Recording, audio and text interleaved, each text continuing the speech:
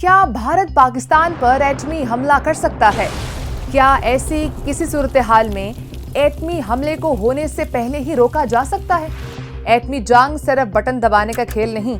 اگر کوئی ملک ایٹمی حملہ کرنے کا فیصلہ کرتا ہے تو اسے اس فیصلے کو انجام دینے کے لیے بہت سے پروٹوکولز کو فالو کرنا پڑتا ہے، اور اگر آپ کو ان تمام پروٹوکولز کا پہلے سے پتہ ہو تو شاید اس ایٹمی حملے کو ہونے سے پہلے ہی روکا جا سکتا ہے۔ میں ہوں ماریا جدون اور آپ دیکھ رہے ہیں WNN کی خصوصی تحقیقاتی رپورٹ، جس کا ہر لمحہ اہم ہے۔ بھارت کی ایٹمی پالیسی کے مطابق بھارت پہلے ایٹمی حملہ نہیں کرے گا، لیکن اگر اس پر حملہ کیا جائے گا تو جواب دے گا۔ سوال یہ ہے کہ کیا بھارت اب بھی اسی پالیسی پر قائم ہے؟ 2019 میں بھارت کے وزیر دفاع راج ناتھ سنگھ میڈیا پر کھلے عام کہہ چکے ہیں کہ بھارت اپنی اس پالیسی کو تبدیل کر چکا ہے اور بھارت میں ایٹمی ہتھیاروں کے استعمال کا حکم نیوکلیئر کمانڈ اتھارٹی کے ذریعے جاری ہوتا ہے، جس کی سربراہی وزیر اعظم کرتا ہے۔ بھارت کے ایٹمی ہتھیار مختلف پارٹس کی شکل میں مختلف مقامات پر رکھے گئے ہیں۔ ایک نیوکلیئر ہتھیار کے مختلف حصوں کو جوڑ کر جب اکٹھا کیا جاتا ہے تو اسے اپنے ٹارگٹ پر پھینکنے کے لیے ایک ڈیلیوری سسٹم کی ضرورت ہوتی ہے۔ یہ ڈیلیوری سسٹم میزائل، سب میرین یا پھر فائٹر جیٹ کی صورت میں ہو سکتے ہیں۔ اب سوال یہ ہے کہ بھارت کے ایٹمی ہتھیار کہاں کہاں چھپائے ہو سکتے ہیں۔ سیٹلائٹ ریسرچ اور خفیہ رپورٹس کے مطابق بھارت کی پرانی گولڈ مائنز کو زیر زمین ایٹمی ہتھیاروں کے سٹوریج بنکرز میں بدل دیا گیا ہے تاکہ یہ جگہیں پاکستان کے میزائل حملوں سے محفوظ رہیں۔ کرناٹکا میں موجود KGF گولڈ مائنز کے بارے میں ایسے ٹھوس شواہد موجود ہیں کہ وہاں پر بھارت کے نیوکلیئر وار ہیڈز کے اہم پارٹ سٹور کیے گئے ہیں۔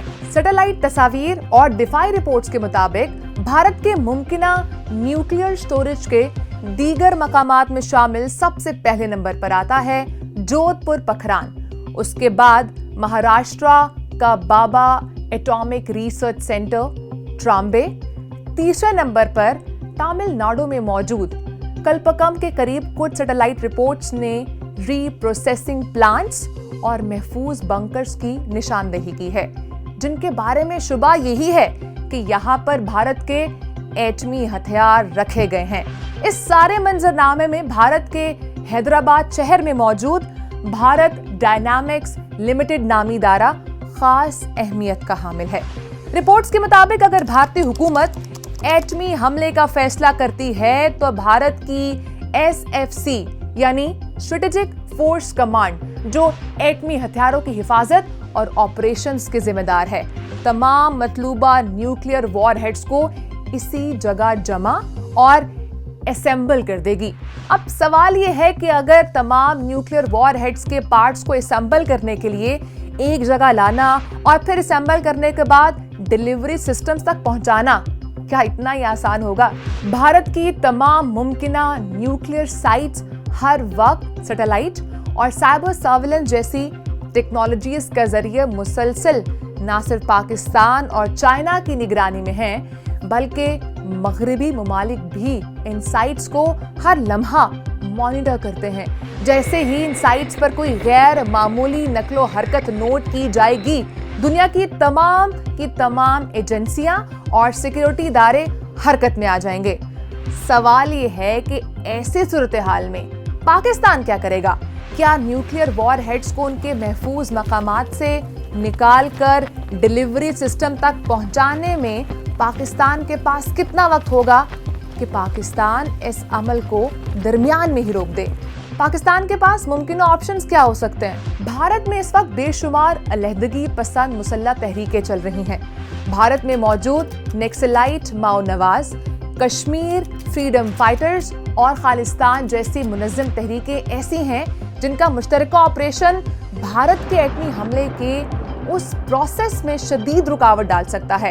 اگرچہ بھارت کی سیکیورٹی ایجنسیز نیوکلیئر وار ہیڈز کی ترسیل کے دوران سخت حفاظتی اقدامات کرے گی، لیکن زمینی راستوں کی طوالت، شورش زدہ علاقوں سے گزرنے کی مجبوری और पाकिस्तान की जानिब से मुमकिना साइबर और ड्रोन हमले इस पूरे अमल की यकीनी को मशकूक बना देते हैं कि क्या भारत के ये हथियार अपने मतलूबा अहदाफ तक पहुंच भी पाएंगे या पाकिस्तान इस सारे अमल को बीच में ही रोक देगा। और अगर दुनिया भारत को इस हमले से ना रोक पाई तब ये हथियार की नहीं बल्कि इंसानियत की बका की जंग होगी, जहां हर लम्हा फैसला कुन और हर गलती नाकाबिले तलाफी हो सकती है।